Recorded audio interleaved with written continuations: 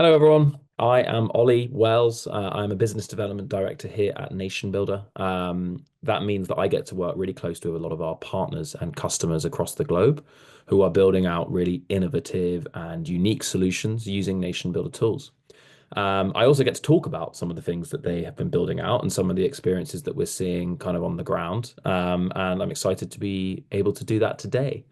So, in terms of what we're going to be talking about, I'm very keen to dive into sort of what does advocacy look like in 2025. I think over the last, 2 years, 5 years, 10 years, there's been a big shift in the tactics and the sort of strategies that are being used for advocacy that actually works. That's something we're seeing globally, different regions adopting at different speeds. But I think, yeah, there's a lot that we've kind of learned in our lesson and in our journey in terms of what actually works. What are the broader trends that we're seeing, and what are the sort of things that can be put to action. I'm also going to be then looking at some specific examples of what organizations are actually doing, and seeing the kind of impact that they have made, kind of both on the macro and micro level of things. So very excited to be diving in, and looking forward to taking some questions as we move on. So yeah, as I say, a quick introduction to Nation, but I really don't want to take too long on this. I suspect some of you may be familiar with Nation Builder, and then for others, obviously more than happy to go into a bit more depth either after this or when we meet.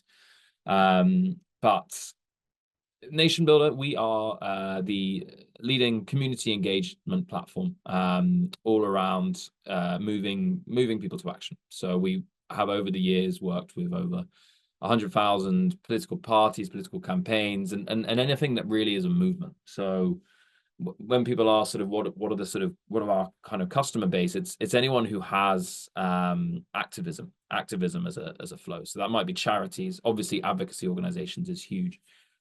For example, when we talk to charities, people say, okay, look, there's lots of different types of charities, and it's really those charities who are taking people on a mission with them. And I think that's the kind of the best way to see it. And that can also be corporates. That can be corporate organizations who are doing that. But we're really focused on that sort of grassroots level. So we work with customers in over 100 countries, as this says. And we're really dedicated to making sure that all of our customers can get the most both out of our tools, but also out of the learnings that we have from sort of being in this industry for over a decade. So to give you a bit of an idea, and I normally kind of come to this one later, but I think it's helpful in this to just get an idea for the sort of organizations we work with. And again, as you can see, all of these organizations have one thing in common, and that thing is that they have supporters that they are taking on a journey for their mission, whether that's in the political sense, whether that's a union, whether that's sort of more of the traditional advocacy models, whether that's large or small. So maybe some of those are names you recognize, but obviously we work with all sorts of other organizations, large and very small as well. And there's a number of different ways to kind of utilize our software. And yeah, excited to talk about that. So what it is, it's many things, and it's impossible to say what it is in one slide or even really in one kind of short piece like this. But the key products areas that we're talking about a database that is integrated directly in the same place to a website, to communications, which is email, there's also SMS, to fundraising and membership if that's necessary. We've also got advocacy pieces that we'll be looking at. We've got the support, and then we have an open API. So if there are other tools that we don't cover, it's very easy to kind of bring them in and link them in. And that's been a really important part of what we're building. And of course, we take really importantly the importance of privacy and security. One of the kind of key product principles is around owning your own data. And we see that both in terms of your supporters having the ability to own their own data in a way that's not just GDPR compliant, but is actually built in a way that helps you to build trust and relationship with your supporters. And then, of course, an organization themselves kind of has total sort of autonomy over their data.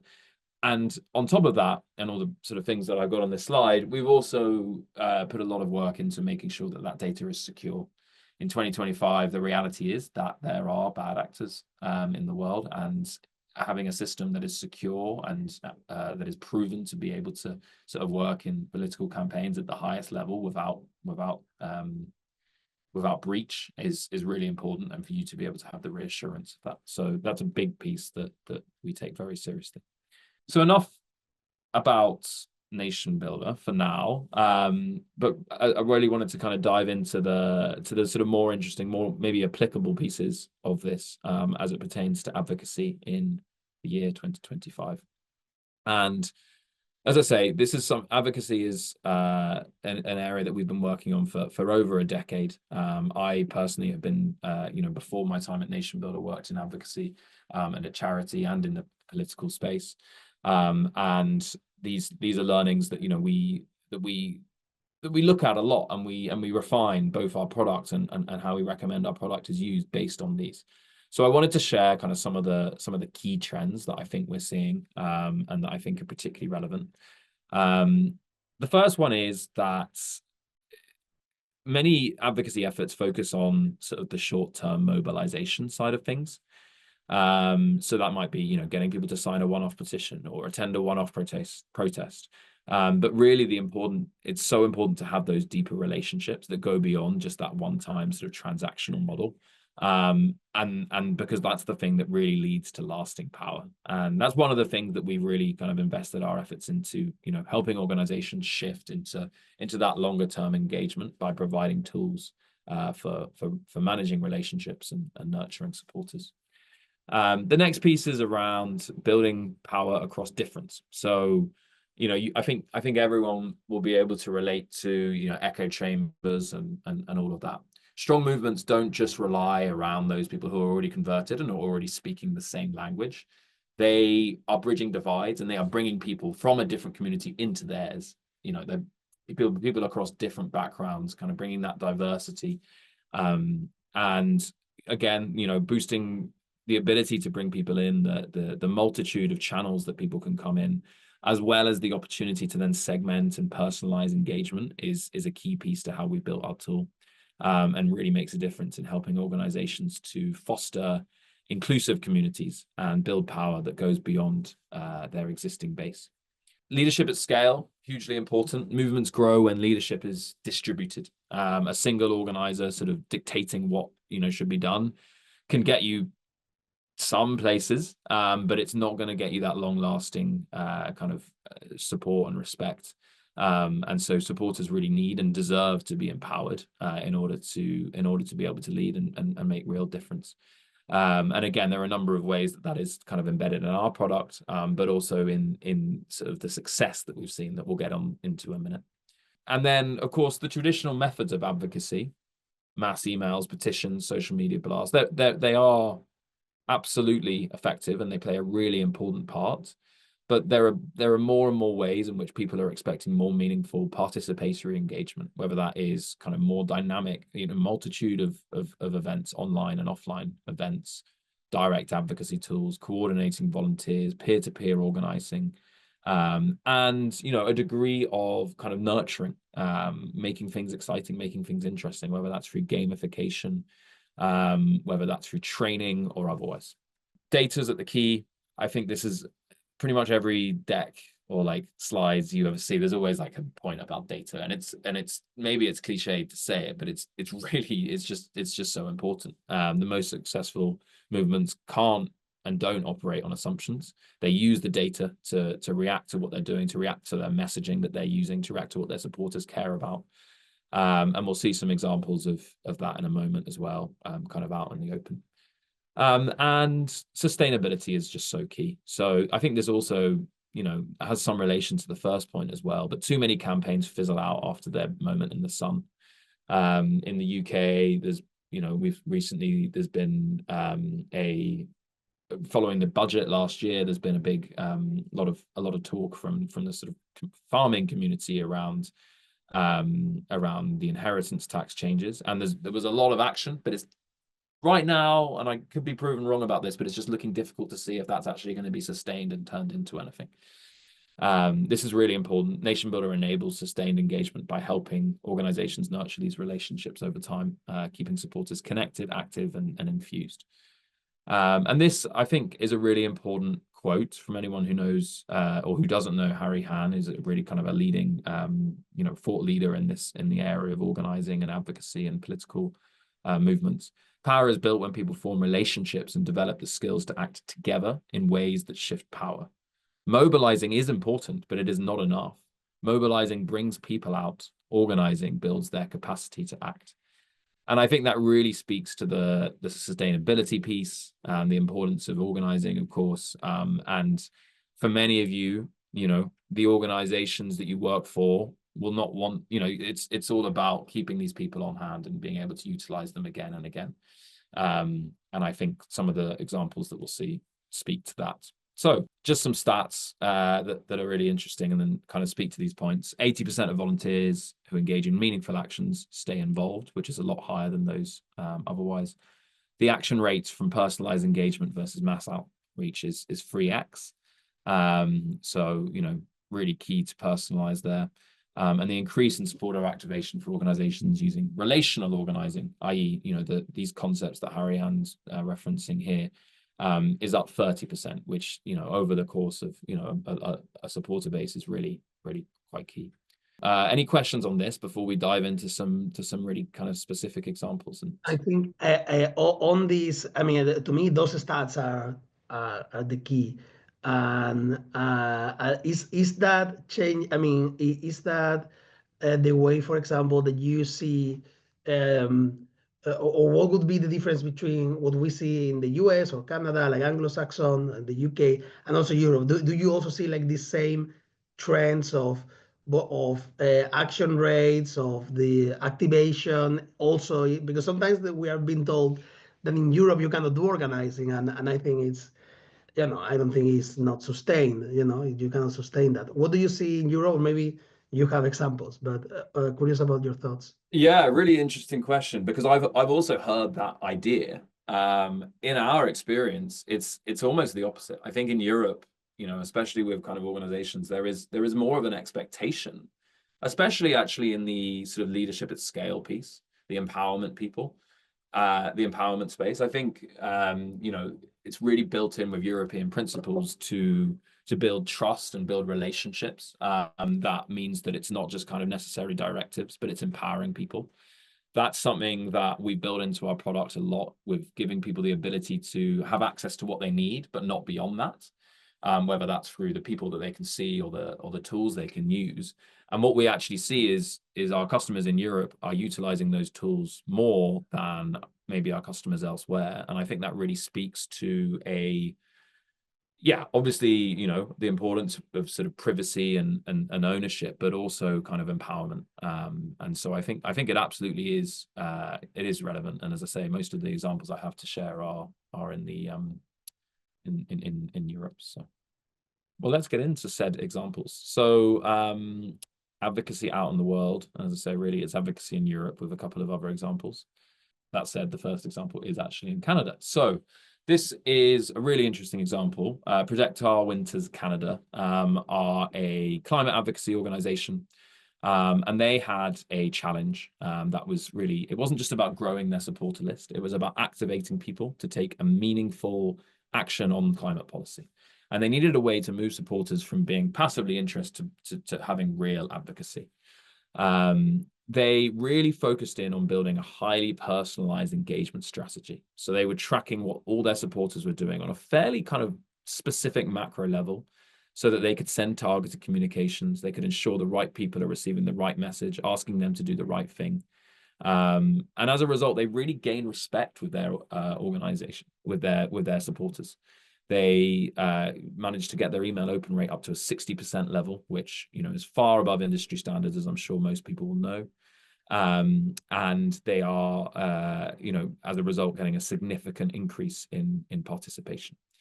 Their advocacy efforts were multi-channel, so they were doing a fair amount through some of the NationBuilder tools, but also elsewhere, and making sure that was feeding in. And as a result, that was then empowering their direct outreach to policymakers. So they made it as easy as possible for their supporters to take action. You can see some of the numbers of what they were able to achieve on the right here. But really crucially, and this is what this kind of graphic that's scrolling through at the bottom is showing, is that they empowered local volunteers and ambassadors to not just take an action, and making it efficient for them to do that. But they used gamification. So what you can see here is a NationBuilder feature called Social Capital that feeds into leaderboards. And then within that, they have sort of incentive programs. So by taking a certain amount of actions, you could then earn, specific prizes, and you could unlock opportunities. And it worked really successfully. This grassroots approach helped them to not just have those one-off kind of engagement and campaigns, but that sustained engagement, building a long-term movement. Their success really demonstrates that advocacy isn't just about numbers, but it's about creating an engaged community that feels ownership of the cause. And again, this is something, and these are some of the tools that I'm definitely keen to dive into on the 20th. Another example, a bit closer to home, certainly for me, Best for Britain, another advocacy organization. And I think the interesting piece here is how they really used their grassroots base to inform and to generate their grass tops momentum. So the story here is related to the UK government introduced voter ID requirements, and there were a lot of concerns around, what this might have to voter turnout, how this had been communicated, and whether there were sort of specific communities that would be adversely affected by this. So Best for Britain kind of reacted to this. They launched their voter ID Tell the Government What You Think campaign using NationBuilder and actually specifically the action button tool to uplift the voices of over 3,000 voters, which led to a pivotal commitment by the government to reassess the required types of IDs. They faced a major challenge in that they needed to mobilize and put pressure on MPs in a short amount of time. And so the key was not just raising awareness, but actually making it possible for people to take action. And that's how, utilizing these tools, they were able to do that. They were able to integrate it, not just with their NationBuilder website, but via social media channels and via other websites that they worked on with partners. And as you can see, they were able to have 160,000 people plus send more than 500,000 messages into decision makers. And they crucially opened up a direct dialogue between them and the relevant organization. So they received a direct response from the government who acknowledged the scale of feeling they'd heard.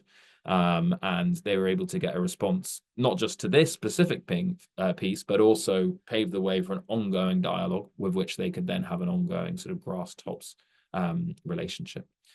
So I think their success here demonstrates how, a combination of urgency, accessibility, collaboration can drive the impact.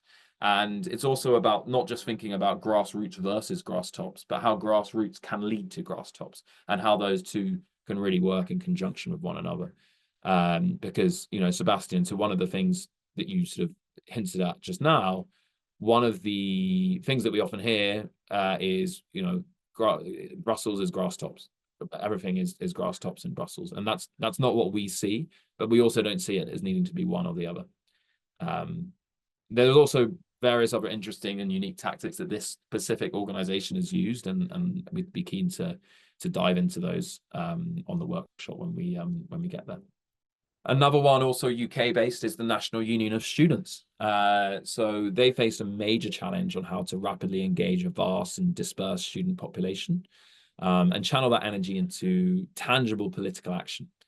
Their advocacy needed to scale quickly, whilst also being personalized to resonate with different student groups across the country, especially in the lead up to the 2024 UK election, and in order to make sure that they got their voters registered, because obviously students are often not registered, and also, crucially, to advocate for educational reform, but also understand what else their supporters cared about. So they did a lot of segmentation, content creation, to speak specifically, not just to students' general concerns, but to segment their own users and speak to them in a way that made sense.